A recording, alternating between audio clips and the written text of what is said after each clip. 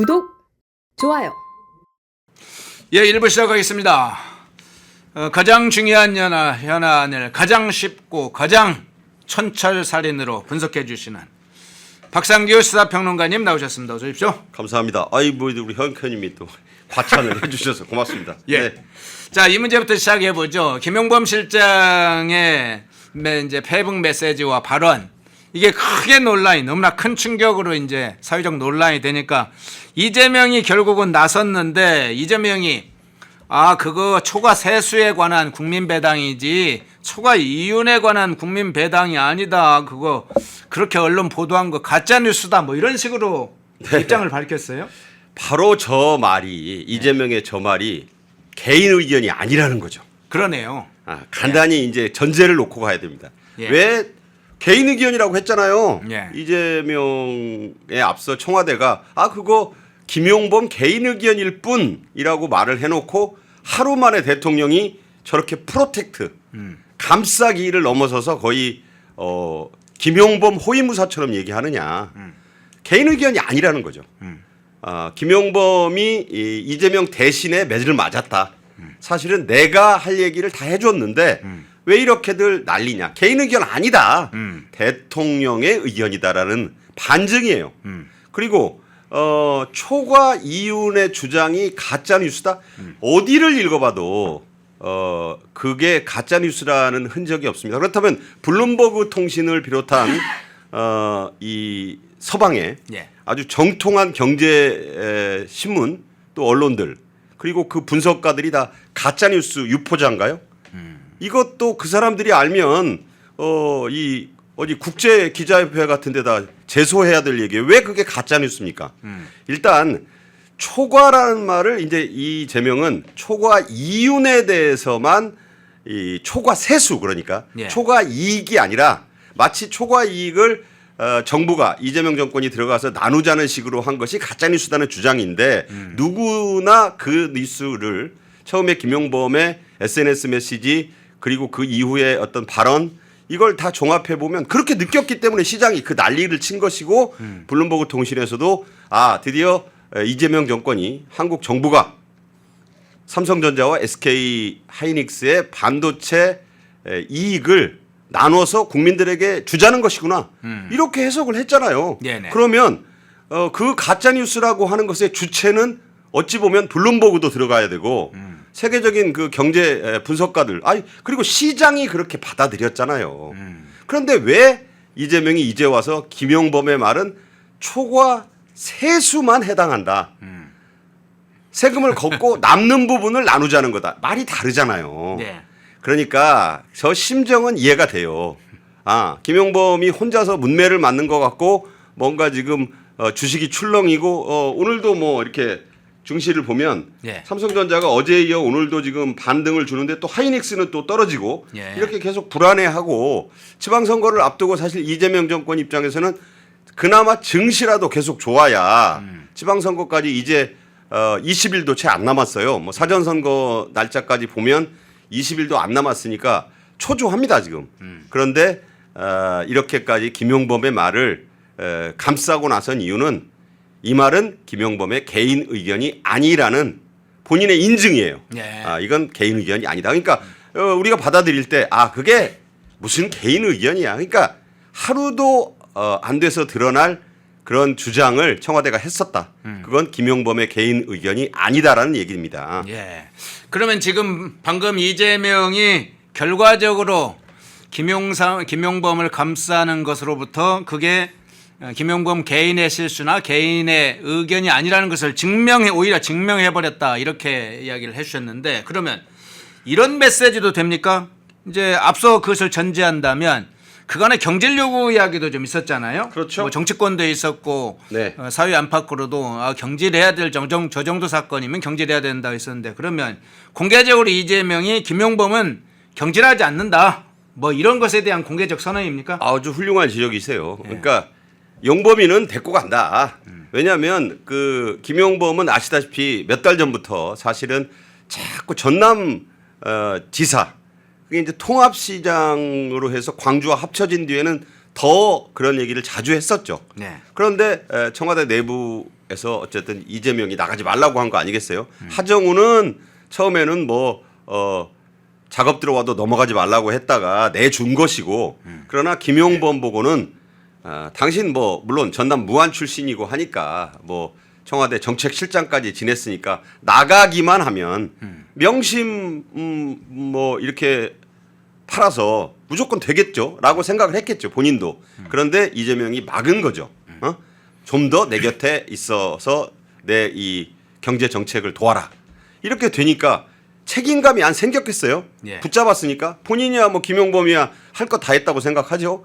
청와대 정책실장까지 했으면 부총리급을 지냈는데 이제 나이도 있고 재경부에서 차관도 지냈고 이제는 고향으로 가서 전남 광주 통합 시장 같은 거 네. 이렇게 하면 지금 분위기로 봐서는 한 8년 할 수 있다고 보면 노후 대책으로 이만한 게 없다고 생각했는데 그거를 이재명이 막았다고 볼 수 있잖아요. 이재명 말고 누가 막겠어요. 그러니까 책임감이 엄청 생긴 것이고 그런데 다른 사람 같으면 이 어제 그 발언만으로 경질 사유가 마땅하죠. 네. 보통 사람 같으면 아마 즉각 경질할 수도 있었던 엄청난 그 파장을 일으킨 무리를 빚은 발언을 했는데 하루 만에 저렇게 감싸다 못해서 모두 대내외에 김용범은 지킨다는 말씀하신 대로 그대로 된 것 같아요. 예. 그러니까 더더욱이 김용범은 내 뒤에는 이재명이 있다라고 생각을 할 거고 더 앞으로 발언을 조심하지 않을 것이다. 그러니까 이게 한번 이 센 바가지는 계속 세게 돼 있습니다. 예. 그래서 아마 제2, 제3의 사고를 치지 않을까. 왜냐하면 이 국민배당금 같은 말은 그냥 해본 말일 수가 없어요. 예. 지금 운을 던졌는데 네. 시장이 세게 반응하고 막 지금 한바탕 난리가 나니까 일단 개인 의견 그러다가 또 이재명이 또 친절하게 또 설명까지 하면서 이렇게 일단 눌러놨잖아요. 네네. 그러나 이것은 눌러놓은 것에 불과하다.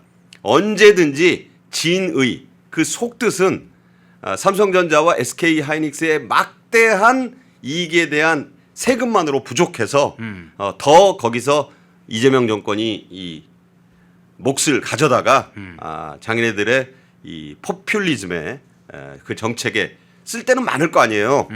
그렇게 하려는 그 마음 자체는 전혀 바뀌지 않았다. 저는 그렇게 봅니다. 예. 그럼 한 가지만 조금 좁혀서 다시 한번 여쭤볼게요. 이재명이 직접 나선 직접적인 배경 중에는 이제 김용범 문제에 관해서 하나를 지켜야 된다는 문제가 있고 네. 또 하나는 실제로 아뜨거하는 그 어떤 의도에는 코스피 폭락 같은 게 있습니까? 가장 중요한 요인 중에 사실은 코스피는 지금 삼성전자와 SK 하이닉스의 양대 축이 아니라면 네. 제가 말씀드렸잖아요. 70개 되는 코스피 종목 중에 오른 종목이 내린 종목의 거의 3배다. 네. 그러니까 내린 종목이 3배다. 그러니까 삼성전자와 SK 하이닉스가 만약 삐끗하면 언제라도 와르르 할 수 있는 가능성이 있어요. 단기 고점이란 말도 벌써부터 나오고 이 B2와 그 매출 그 B2 잔고 공매도의 액수 모든 그 지표가 네. 증시를 조금 아는 분들이 볼 때 위험 신호 빨간불이 지금 왱왱왱왱왱 들어와 있어요. 단기적으로 적어도 우상향이라는 중장기적 방향은 다 맞다라고 하지만 그게 가는 도중에 이제 출렁일 수 있는데 예. 단기 고점이란 말이 나오기 때문에 여기서 지금 지방선거 이제 3주도 안 남았는데 여기서 코스피가 만약에 폭락을 한 번 더 한다? 그랬다가는 정말 그렇지 않아도 지금 정원호의 그 여종업원 외박 폭행 파문까지 일어났지. 지금 서울 부산도 한 자릿수로 좁혀졌다고 우리 팬은 여론조사뿐만 아니라 여러 군데 지금 나오고 있잖아요. 예. 그래가지고 공소 취소의 역풍이 경부선을 타고 북상했다는 말이 나와요 지금. 호남이야 그쪽은 어차피 경부선도 안 지나가니까 네네. 거기 말고 지금 이 부울경 TK의 그 역풍이 북상을 해가지고 지금 충청권을 모르겠어요. 영향을 줄지 안 줄지는 이렇게 지나서 서울로 북상을 했고 서울은 지금 그야말로 초접전 양상으로 누가 앞선다고 말할 수 없는 양상으로 들어갔고 거기에 정원호 파동이 지금 기름을 부은 것 같고 강원도도 흔들린다. 지금 이런 얘기 나오지 않았습니까? 그렇죠. 그런 것들을 그나마 지탱해 주는 게 코스피의 선전이에요. 이거 잘못되면 그토록 지키고 싶었던 지방 권력도 지방 권력의 탈환도 물 건너갈 수 있다. 위기감이 좀 있다고 봐야죠. 예. 자, 연관해서 좀 이 문제 한번 좀 여쭤보겠습니다. 이것도 이제 포괄적으로는 이재명의 입장 또는 이재명 정부 입장에서는 포용 경제 차원에서 무슨 포용 금융 뭐 이런 차원에서 진행되는 것 같은데 최근에 은행권은 굉장히 많이 질타했습니다. 은행권이나 금융시장을 질타하면서 뭐 상징적으로 이자놀이 뭐 그런 것 좀 그만해라 뭐 이런 식으로 은행들을 질타하면서 포용 금융 이런 제도를 좀 강제할 방법을 마련하라 이렇게 지시도 했습니다. 그래서 근데 여러 가지 이제 나름대로 지금 이재명 정부 내부에서 무슨 포용 경제란 이름으로 해서 진행하는 것들이 지금 드러나고 있는데 이자 감면 문제, 채무 조정과 탕감 문제, 최근에는 뭐 신용 점수 제도의 폐지까지 지금 검토하고 추진하는 걸로 알려졌는데 그러다 보니까 금융 건전성이 악화되는 문제나 실제로 부채 탕감의 후폭풍도 여러 가지가 지금 드러나고 있는데 이런 사회적 문제와 관련된 포용경제 정책이라고 포장된 안에 그런 문제들이 어떤 문제들이 발생하고 있습니까? 자, 우선 이재명이 뭐 수시로 했다는 말, 은행이 이자 장사한다. 네. 은행은 이자 장사하는 곳 아니에요? 돈을 이렇게 예금을 받아서 네. 그렇게 마련된 재원으로 빌려주고 그 금리를 받아서 운영되는 기관, 이게 은행의 사전적 정의입니다. 이자놀이를 하는 거죠. 다만 그 이자놀이, 뭐 표현을 그렇게 하니까 그렇지만 예대 마진, 점잖은 말로 예대 마진을 보는 게 은행인데 은행이 그러면 수익을 추구하는 그것도 영리 기업인데 그것을 질타하면 어떡해요. 다만 고리대금 업자처럼 하는 행위에 대해서 문제가 있는 것은 이재명 정권 이전에도 너무 은행이 돈잔치한다. 뭐 이렇게 얘기도 해서 지적도 받아왔고 새삼스러운 얘기는 아니다. 다만 포용 경제란 말은 좀 뭐 말은 좋아요. 뭘 포용한다. 뭐 이제 약자와 뭐 서민을 포용하겠다는 좌파들의 그 논리는 이해는 합니다. 뭐 알겠어요. 무슨 말인지. 그런데 지금 딱 나온 얘기를 보면 시중은행권의 이 마이너스 통장 금리가 이렇게 이제 책정이 되는데 예. 신용도가 낮은 사람이 원래 이자를 비싸게 내야 되잖아요. 그렇게 이자 문턱이 너무 높고 비싸니까 당연히 그게 자본주의 논리잖아요. 불안한 사람한테 어떻게 이자를 그 돈을 빌려주면서 이자를 많이 안 받습니까? 그건 기본 중에 기본인 거죠. 다만 고리대금을 하느냐 정도, 뭐 조폭사채, 무슨 장기 적출사채 이 정도 수준까지 안 가면 은행권이 자율조정을 해야 되는 거죠. 근데 이걸 자꾸 이자놀이라고 질타를 하면서 포용경제라고 하더니 결국 고신용자, 신용점수가 높은 사람들은 그냥 신용점수가 높은 게 아니에요. 착실하게 그 무슨 좌파 정권이 빚탕감 해준다 그럴 때도 묵묵히 아니 빚 갚는 게 뭐 좋을 사람이 누가 있습니까? 다 빚 낼 때는 다 그 의도를 가지고 냈으면 갚을 때도 성실하게 갚아야죠. 예. 힘들다고 빚을 안 갚거나 뭐 시쳇말로 떼먹기 시작하면 그런 식이면 은행은 망하는 거고 그러면 자본주의 경제의 근간이 무너져요. 그런데 그걸 무조건 좌파 정권이 감싸면서 뭐 선거 때마다 뭐 정권 바뀌어서 누가 되자마자 뭐 탕감 얘기. 아니 무슨 조선시대 무슨 임금이에요. 뭘 자꾸 탕감해 준다는 거야. 그러면 그 탕감이라는 것이 도덕적 해이를 부르잖아요. 네. 뭐 안 갚아도 보면 좌파 정권 찍어주니까 나중에 다 빚을 까주더라. 시쳇말로 탕감해 주더라. 그런 말이면 누가 빚을 제대로 갚겠냐. 그러면 엉망되는 거예요. 멍멍이판 되는 거지. 이 금융경제가 지탱할 수 없다. 그런데 이 신용자가 그렇게 해서 쌓은 신용 점수로 이 대출을 받거나 마이너스 통장을 쓸 때 우대금리를 받잖아요. 예. 근데 이 이재명 정권이 포용경제란 이름으로 이걸 뒤집었어. 오히려 신용 불량자가 우대금리를 받아요? 오늘 아침에 나오는 그 신문을 보니까 신용도가 낮은 사람의 마통금리와 신용도가 높은 사람의 마통금리가 역전돼 가지고 1.2% 차가 난대요. 그러니까 금융 상식이 뒤집혔다는 기사를 심지어 조선일보, 중앙일보 같은 데가 일면 톱으로 썼더라고. 그게 포용 경제입니까? 뭘 껴안겠다는 거예요. 대답을 한번 좀 우리 허앵커가 생각해 보실 지금 때. 이제 이재명의 논법으로 보면 신용 불량자, 돈도 안 갚고 우선 열심히 일을 해서 어려운 상황에서 돈 벌어서 빚부터 갚는 사람이 아니라 돈을 갚지 않는 사람을 우선 금리도 더 낮게 해주고 은행에서 대출도 더 좋게 해주고 뭐 그런 상황이네요. 그러면 그냥 뭐 이제 은행도 망할 수밖에 없는 거고요. 예. 그런 식이면 빚 내고 뭐 안 갚으면 다 갚아주더라.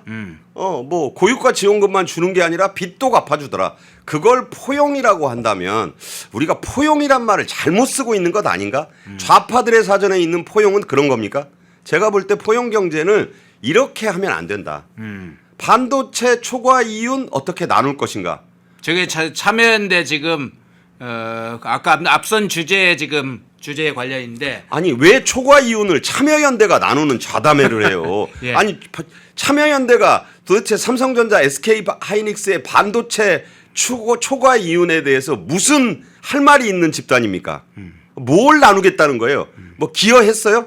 반도체 제품을 좀 사줬나? 도대체 무슨 소리를 하는 겁니까? 저거 옛날 소련에서나 나오는 거예요. 어떻게 쪼갤 것인가? 어떻게 찢어먹을 것인가? 지금 그런 얘기 아닙니까 저게? 그렇죠.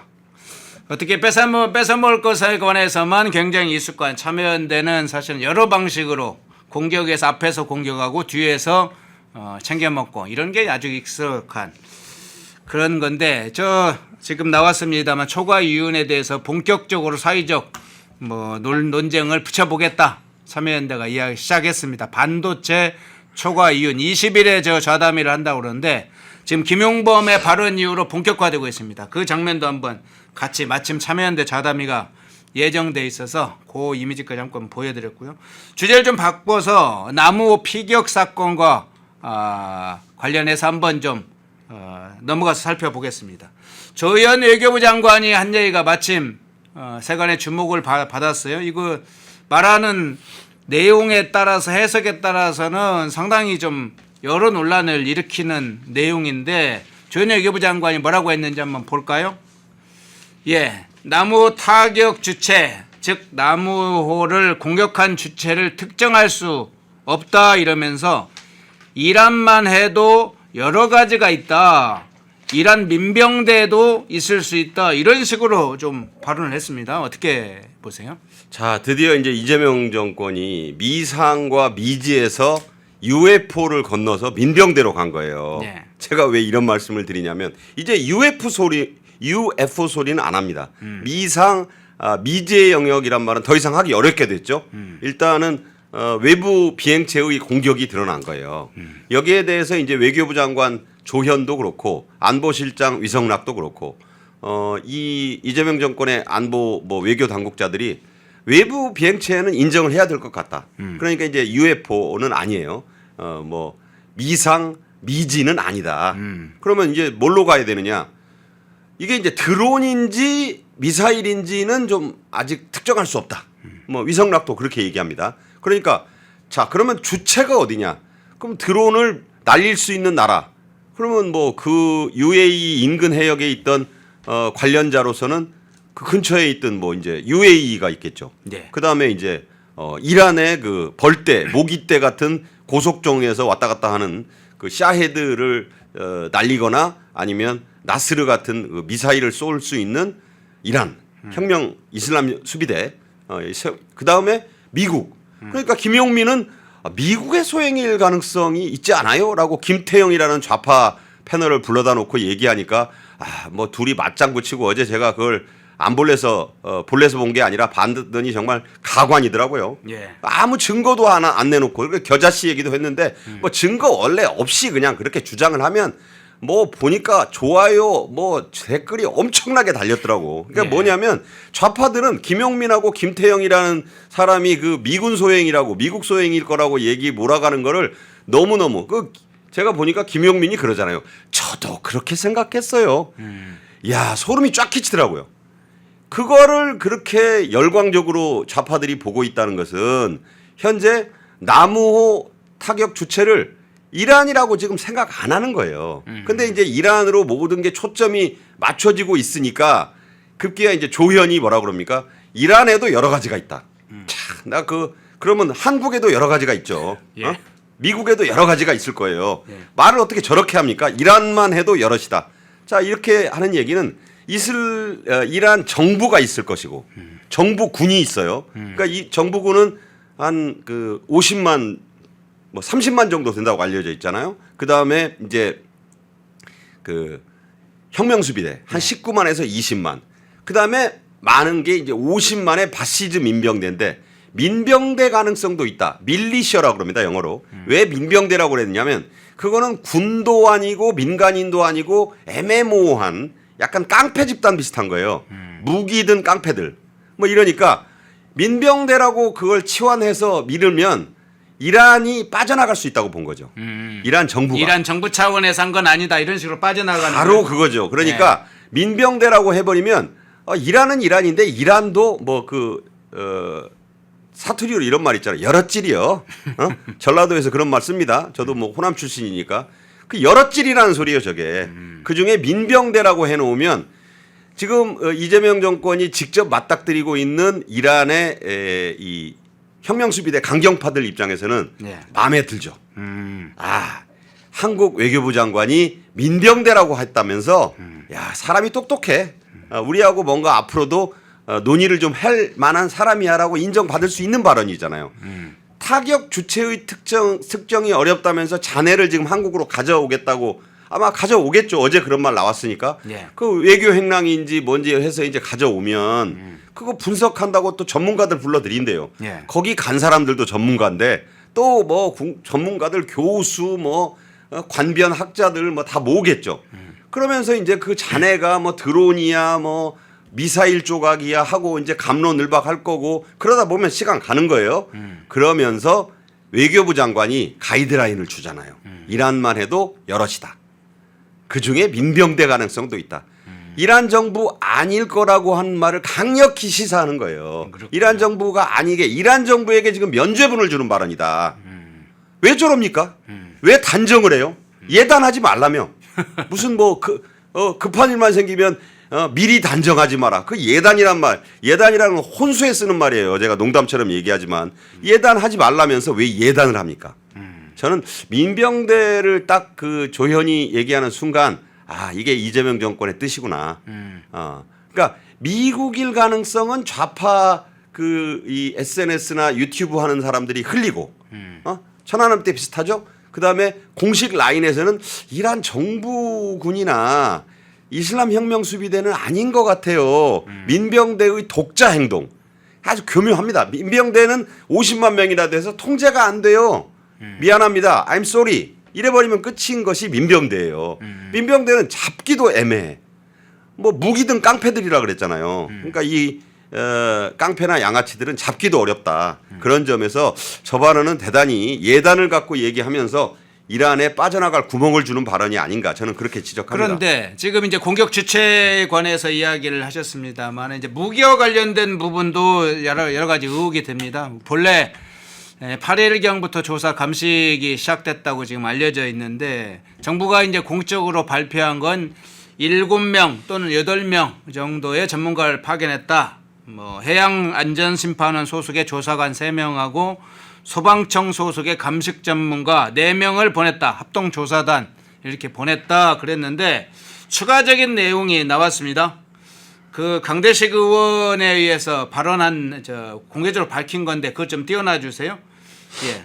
국방과학연구소 소속의 드론 전문가 1명, 미사일 전문가 1명이 두바이로 파견돼 피격 관련 조사를 하고 돌아왔다라고 하는 아주 구체적으로 소속이 어딘지까지도 구체적으로 지금 밝혔어요. 그러면 드론 전문가나 미사일 전문가가 한 명씩 가까이 가서 뭐 상당히 실력 있는 사람들이 갔을 텐데 현장에서 이 피격당한 상황의 여러 가지 상황도 그렇지만 무기가 어떤 무기 사용하는지 이런 걸 정밀 감식을 했을 텐데 정부는 지금 말씀하신 대로 외교 역량에다 다 챙겨가지고 추가 지금 정밀 감식한다는 거잖아요. 그걸 몰라서 지금 결정을 지금 못할 정도로 몰라서 지금 저런 상황으로 이어질까요? 어떻게 보세요? 그러니까 처음에 전문가들이 먼저 갔잖아요. 네. 거기에는 당연히 공격받았다고 하는데 그 전문가 중에 이런 공격의 그 증표를 조사할 수 있는 전문가도 같다고 봐야죠.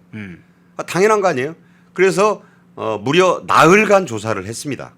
그렇다면 그 안에 떨어진 잔해도 다 수거했을 거고 찢어진 그 파공의 뭐 어떤 그 파공의 방향, 위치, 그 안에 쓰여진 폭발물, 화약 뭐 등등 다 조사를 해봤을 거예요. 네. 물론 정밀 감식은 필요합니다.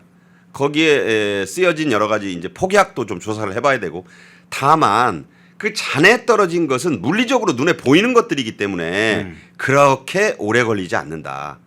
그런데다가 국방과학연구소 ADD에 드론 전문가가 1명, 미사일 전문가도 1명. 저건 뭐냐면 드론의 가능성과 미사일 가능성이 보도가 숱하게 되니까 네. 그거를 이재명 정권에서도 알고 보냈다는 뜻이 되잖아요. 그러네요. 그럼 현장에서 조사를 했다면서 그리고 돌아왔다면서 국내로, 그러면 이미 무슨 결론을 가졌으니까 돌아온 거지 그냥 갔다가 비싼 세금 낭비하고 왔겠냐고요. 소위 전문가라는 사람들이.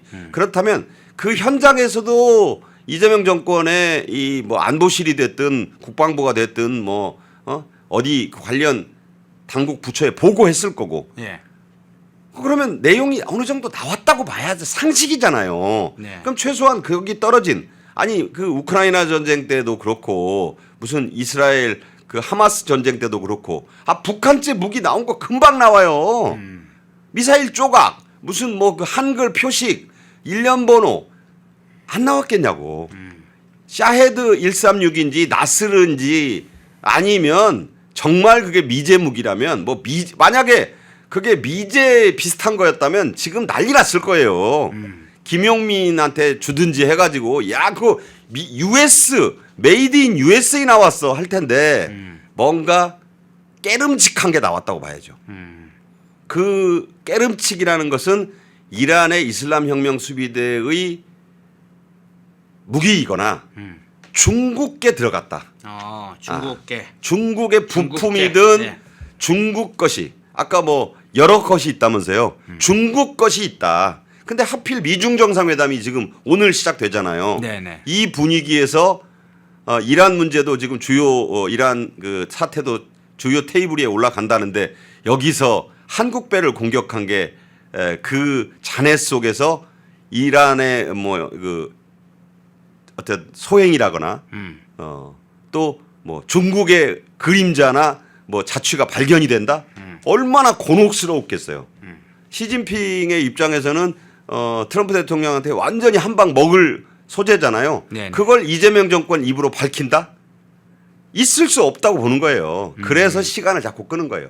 들어와라.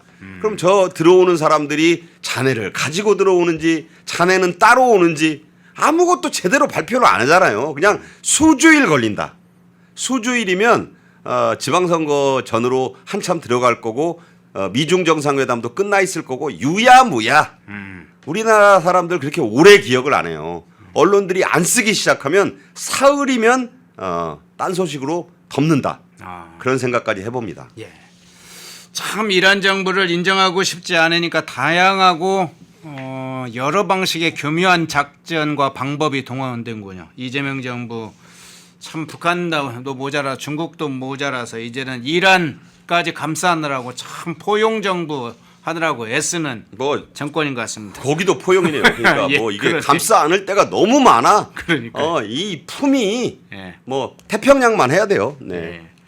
자, 주제를 바꿔서 삼성노조의 긴급조정권 문제로 바로 좀 넘어가 보겠습니다. 노사협상이 일단 결렬이 돼서 45조짜리 총파업이 지금 성큼성큼 지금 다가오고 있는 상황입니다. 사태가 상당히 계속 악화되는 상황이다 보니까 긴급조정권 문제가 지금 뭐 제의가 됐습니다. 지금 그 문제 지금 어떤 차원에서 보세요?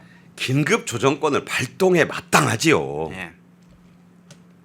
아니 지금 삼성전자만의 문제가 아니라는 것이 지금 삼성전자의 이 파업에서 노조가 뻗대고 나오니까 지금 다른 노조들이 다 지금 우후죽순처럼 고개를 들잖아요. 네네. 그러면서 뭐 삼바도 고개를 들었고 현대자동차도 고개를 들었고 노조요.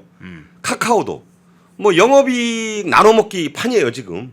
다 뭐 이 나쁜 거를 다 벤치마킹을 했어요. 노란봉투법에 이제 본격적인 후폭풍이 일어나는 거죠. 더군다나 삼성전자 노조가 그렇게 세게 나가는데도 이재명 정권이 노조를 최대한 존중하면서 문제를 풀겠다. 국무총리 김민석도 그러지. 야, 이거 이제 다른 노조들이 이제 아이고 우리도 이제 좀 파업도 하고 영업이익에다가 숟가락 얹고 포크 들이대도 아무 말 안 하겠네. 그러면서 지금 영업이익 나눠먹기 잔치에 노조가 일제히 뛰어들고 있습니다. 예. 삼바 뭐 30%? 뭐 무슨 어디 현대차 20%? 카카오 13%? 오늘 성과급 나눠먹기 비율도 나왔더라고요. 네네. 자, 이렇게 되면 이거 어떻게 막겠어요? 그러면 계속 이제 다른 노조들도 나도 할 거 아니에요. 네네. 그러면 전국이 성과급 달라는 저 지금 자료 그림에 나오는 성과급 이게 저게 바뀌겠죠? 상한 폐지도 그 성과급 상한 폐지 얘기하는 건데 이제 이런 식으로 바뀔 거예요. 영업 이익 내놔. 갈라먹자. 뭐 이런 이제 구호가 난무할 것이고 그러면 이게 어떻게 되겠느냐? 뭐 대한민국에서 기업 하겠냐고요. 노란봉투법 하면 유럽상공회의소는 철수한다고 얘기한 지가 이미 오래고 암참 미국 주한 미 상공회의소도 지금 발을 뺄 것 같은 기세예요. 네. 그럼 모두 다 떠나고 남는 게 뭡니까? 삼성전자 만약에 슈퍼사이클 끝나면 아니 뭐가 나눠 먹을 게 있어야 나누죠. 지금 케이크 좀 생겼다고 그걸 못 뺏어 먹어서 난리를 치면 어른이 말려야 될 거 아니에요. 그게 긴급 조정권이다. 법에 나와 있다. 예. 그리고 적용된 바도 있다. 쓰면 돼요. 뭐 아까 허앵커가 잘 설명하시더만 30일간 무조건 얼리고 그다음에 정부가 강제로 나서서 조정을 하면 돼요. 아니 이 쉬운 길이 보여. 예. 근데 왜 안 하느냐? 노조 정권이니까. 노조가 사실은 긴급조정권이 발동되면 삼성뿐만 아니라 다른 민주노총 소속의 여러 노조들이 사실은 반발은 하겠죠. 반발 정도가 아니라 이제 뭐 난리를 칠 것 같죠. 뭐 네. 이제 민주노총에서 그 당장 민주노총 철도노조 위원장 지낸 고용노동부 장관 보고 아마 윽박 지를 거예요. 당신 말이야, 가서 뭐 일을 똑바로 하는 거냐고 말이지. 왜 우리 민주노총이 나가는 길을 당신이 막아? 긴급 조정권? 이러면서 반발하고 표 떨어질까봐. 그 순간 이 지금 위태한 지방선거에도 그렇고 정권 지지율 떨어질까봐 지금 이렇게 하는 것이다. 그런데 이거 놔두면 어떻게 되겠어요? 거위가 죽습니다. 예. 황금알을 낳는 거위가요, 그냥 배를 가르는 정도가 아니라 지금 치킨 해 먹으려고 지금 튀기려고 그러잖아요. 네네. 긴급 조정권 빨리 써야죠. 전문가들은 쓰라 그러는데 왜 미적거리느냐. 노조는 이미 합의할 이 생각이 정말 요새 말로 1도 없음을 선언했잖아요. 정부가 나서야죠. 왜 안 나서느냐. 예. 답답할 따름이다 이거죠. 한 가지만 더 그러면 추가를 해보겠습니다. 앞서 이제 제가 성과급은 임금이 아니다, 즉 근로의 대가가 아니다. 성과급은 경영 성과의 일종의 배분, 분배 같은 것이다. 이 얘기를 설명을 하면서 이제 추가적으로 제가 이제 질문을 좀 드리고 싶은 건 앞서 이야기도 좀 했었는데 지금 이게 삼성 노조만 그러는 게 아니라 이미 이제 현대자동차의 20% 성과급 영업이익의 20%를 지금 달라고 하고 있고 카카오 뭐 이미 쟁행위에 지금 단체 행동에 지금 들어가는 양상입니다. 20일에 지금 영업이익의 약 12%인가요? 성과급을 지금 요구하고 있는 것으로 알려졌어요. 자, 그것뿐만 아니라 반도체 이제 자동차 뭐 이런 데만이 아니라 정보 기술 그러니까 IT 분야, 제약 분야, 조선 분야 전 분야로 지금 이게 산업계 전반으로 확산되고 있다. 이거면 이제 단순히 삼성전자 차원의 문제가 아니라 기업 전반의 어떤 사실은 중요한 쟁점이 되겠네요. 인터넷 바꿔야 되는데 어떡할 거야? 다 똑같은데 아무 데서나 바꿔. 인터넷 아무 데서나 바꾸지 마. 제대로 찾아봤어야지. 어디서 바꿔야 되는데? 비교원이 답이었어. 인터넷을 바꾸시려는 분들에게 좋은 인터넷 업체 소개해드리겠습니다. 비교원이라는 업체입니다. 현금 혜택은 올리고 인터넷 요금은 내려간다고 합니다. 인터넷 TV 신규 가입 시 최대 48만 원, 휴대폰 최대 50만 원, 정수기 렌탈 시 최대 30만 원으로 최대 128만 원 혜택을 받을 수 있습니다. 인터넷 가입과 동시에 사용하시던 휴대폰 그대로 통신사만 변경해도 30만 원 혜택을 받으실 수 있습니다. 안전문제 관련해서 이 업체 8억 이상의 보증보험도 가입되어 있어 믿을 수 있고요. 23년간 보안사고가 한 건도 없다고 합니다. 또 본인 가입 후에 지인도 가입하면 최대 4만 원 이마트 모바일 상품권을 횟수에 상관없이 무제한 제공한다고 하네요. 화면에 보이시죠? 1670-2571로 연락하셔서 상담 받아보시거나 네이버에 비교원 검색 후 문의 남겨주시면 전화드린다고 합니다. 팁 드립니다. 연락하실 때 펜앤마이크 TV 구독자라고 말씀하시면 비밀 혜택도 있다고 합니다. 요새는 그런 말 잘 안 쓰지만 요원의 들불 같다는 말이 있어요. 예. 요원이라는 건 이제 중국에 있는 넓은 들판에 이제 갈대밭을 말하는 건데 요새는 그런 말 잘 안 씁니다만 하여튼 들불처럼 번진다. 들불이 번지는 걸 보신 분들 있는지 모르지만 무섭습니다. 한번 붙으면 바람 타고 엄청나게 붙어요. 순식간에 다 불바다가 된다. 얼마 전에 울산 태화강에다 어떤 사람이 불러가지고 그 일대가 아주 홀라당 탔고 들불놀이 잘못하다가 난리 나잖아요. 시골에서 이 뭐 돌리다가 저는 이러다가 초가삼간 태웁니다. 빈대라고까지는 못해도 노조를 우대하는 것까지는 알겠어요. 좌파가 이 이재명 정권이 노조의 기반 위에 정권을 잡았다는 건 뭐 아시는 분들은 다 아시는 얘기 아니에요. 그 노조 눈치 보는 것도 알겠는데 이거는 그 노조를 봐주고 안 봐주고의 문제가 아니라 대한민국 경제의 존망이 걸린 예. 우리 경제가 그야말로 좀 앞으로 나갈 수 있느냐 여기서 이대로 그냥 또다시 유야무야 주저앉느냐 이런 절체절명의 순간에 국민들 눈치를 봐야죠. 국민들. 국민 경제의 눈치를 봐야지 왜 노조의 눈치를 보느냐. 긴급조정권은요. 발동하라고 법에 있어요. 예. 노동부 장관이 마음만 먹으면 지금이라도 발동할 수 있어요. 긴급조정권 발동이라는 말만 보도가 돼도 제가 볼 때는 지금 증시는 그냥 다른 조치 안 하고도 다시 폭등할 수 있다고 봐요. 증시를 폭등시키라고 하는 얘기가 아니라 국민 경제를 안돈시키고 다른 날뛰려고 하는 노조들을 향한 강력한 메시지를 이재명 정권이 내줘야 된다. 그런데 알면서 안 내고 있다. 왜? 노조 때문에. 저는 그렇게 보는 거예요. 예. 삼성 노조 긴급 조정권 문제 아주 시간이 이제 많이 아닙니다. 일주일 앞으로 딱 다가왔네요. 법원에 가처분 신청도 한번 살펴보면서 정부의 긴급 조정권 문제가 어느 시점에 사실은 시행될지 그 부분도 주목되는 대목입니다. 6월 17일 자유리더 아카데미 4기를 시작합니다. 역사의 거대한 물줄기가 바뀌는 순간 리더는 무엇을 보아야 하는가? 미중 패권전쟁의 소용돌이와 세계 전략의 대전환, 그 혼돈의 정점에 서 있는 트럼프 독트린을 분석하고 급변하는 동북아 정세 속 대한민국의 생존 전략을 모색합니다. 대한민국 최고의 젊고 유능한 전문가들이 제안하는 새로운 패러다임, 지식의 깊이를 넘어 시대의 흐름을 읽는 눈을 선사합니다.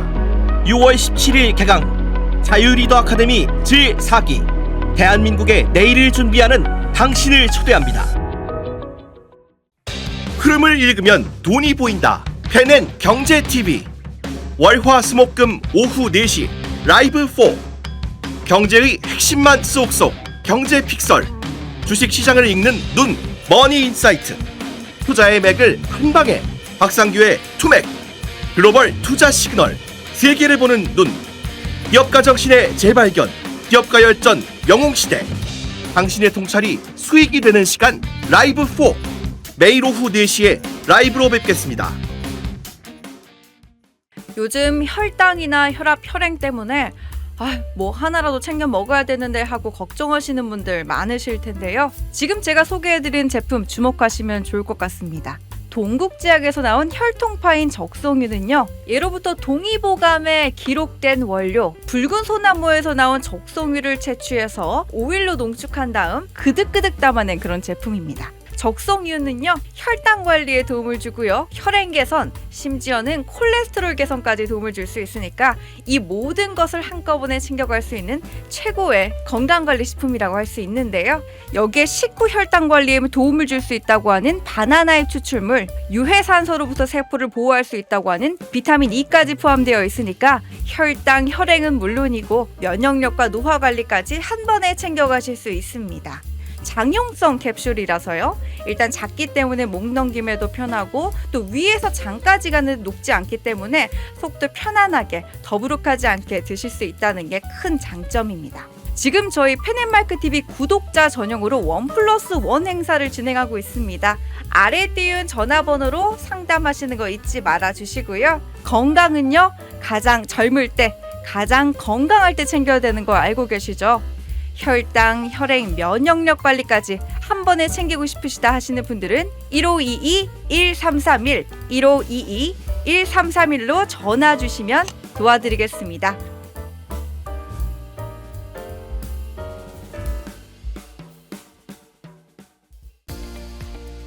시청자 여러분 안녕하십니까. 펜앤마이크 선우윤호 기자입니다. 설 명절 앞두고 또 평일에도 평상시에도 술 안주로 굉장히 좋은 게 바로 이 과메기입니다. 저도 굉장히 좋아하는 이 과메기 펜앤마이크 특가로 구매하시면은 포항 산지에서 직송되는 과메기 플러스 야채 세트를 23,900원에 구매가 가능하십니다. 소주랑 같이 먹으면 더욱더 맛있는 이 과메기, 구성은 과메기와 야채 세트만 이렇게 되어 있는데 이 야채가 어디서 오냐?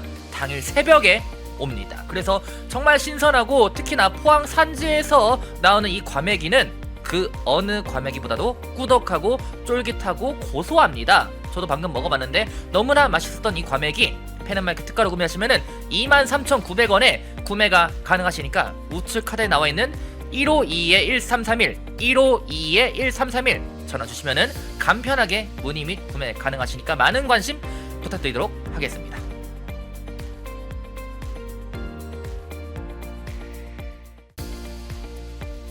시청자 여러분 안녕하십니까. 펜앤마이크 선우윤호 기자입니다. 오늘은 제가 저번에도 한번 광고를 했었던 알부민 울트라 맥스 제품을 소개하려고 합니다. 남재현 원장이 직접 배합한 알부민 울트라 맥스, 이미 판매 건수 300만 돌파로 너무나 유명한 제품인데 이번에 저희 펜앤마이크에서 특별히 준비한 게 있습니다. 바로 2+2 이벤트입니다. 2개를 구매하시면 2개를 더 얹어서 드리는 그런 이벤트를 준비를 해보았는데요. 지난번에서도 너무나 반응이 좋았고 폭발적이었습니다. 그래서 저희가 그때 느낀 게 이게 알부민 울트라 맥스 제품이 왜 300만 주문이 돌파한 게 괜한 이유가 있는 것이 아니구나 라는 것을 그때 느꼈었는데, 이 압도적인 고함량 그리고 울트라 맥스라는 카피라이트가 들어간 것처럼 정말 후기가 좋은 이유가 있다는 점 다시 한번 강조를 드리면서 이번에 펜앤마이크가 준비한 특별한 이벤트 알부민 울트라 맥스 2+2 이벤트 많은 관심과 성원 부탁드리도록 하겠습니다. 주문번호 1522-1331로 전화주시면 감사하겠습니다.